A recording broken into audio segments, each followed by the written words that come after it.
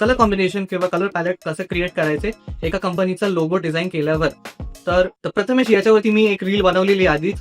तुम्हाला सगळ्यात पहिले याचे color.adobe.com वरती, जिथे तुम्ही तुमचा कुठलीही कॅटेगरी आहे, आता समजा क्लोथिंग आहे तर क्लोथ मी असं सर्च केलं तर तुम्हाला ना काही कलर्स येतील आधीपासून बनवलेले. हे कलर आहे असे वापरू शकता किंवा याच्यातूनच थोडंसं इन्स्पिरेशन घेऊन की कुठले कलर वापरले जातात याचा तुम्हाला अंदाज आला. मग आता काय करायचंय, पुढच्या वेबसाईटवरती जायचं coolers.co वरती आणि तिथे करायचं स्टार्ट द जनरेटर. जेव्हा तुम्ही जनरेटर स्टार्ट करता तुमच्या कीबोर्डवरती जितक्या वेळ तुम्ही स्पेसवर जावाल तिथे हे वेगवेगळे कलर येताना दिसतील. आता जे कलर्स तुम्ही आधी बघितलेले आहेत एडोबच्या साईटवरती तसेच कलर जेव्हा तुम्हाला मिळत आहेत असं वाटतील की आता मला क्लोथिंगसाठी पाहिजे, तर कुठल्याही ब्रँडसाठी महत्वाचे 2 रंग असतात ज्या रंगाने त्या ब्रँडला ओळखलं जाणार आहे. तर ते रंग आपल्याला आधी निवडून घ्यायचे. आता याचाच एक कॉम्प्लिमेंटरी कलर मला एक पाहिजे जो ह्याला एक मस्त अजून छान दिसेल याच्यासोबत.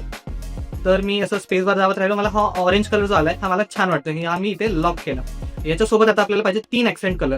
म्हणजे आता मेन तुम्ही कुठल्याही ह्या ब्रँडसाठी लोगो डिझाईन करताय किंवा कुठल्याही समजा एक सोशल मीडिया पोस्ट बनवताय, तर ह्या सोशल मीडिया पोस्टसाठी त्या पोस्टचा कलर तुमचा हा पूर्ण मेन 2 रंगात असेल. त्याच्यानंतर खाली डिझाईन एलिमेंट असेल किंवा स्पेसबार मी दाबत राहिलो जोपर्यंत मला कलर एक चांगला मिळत नाही. आता इथे मला एक चांगला कलर वाटतोय आणि याच्यासोबत मला आता 2 लाईट कलर्स पाहिजे. हे 2 नाही, अजून थोडंसं चेक करूया. पेस्टल थोडेसे लाईट कलर, तर हे दोन्ही छान वाटत आहेत.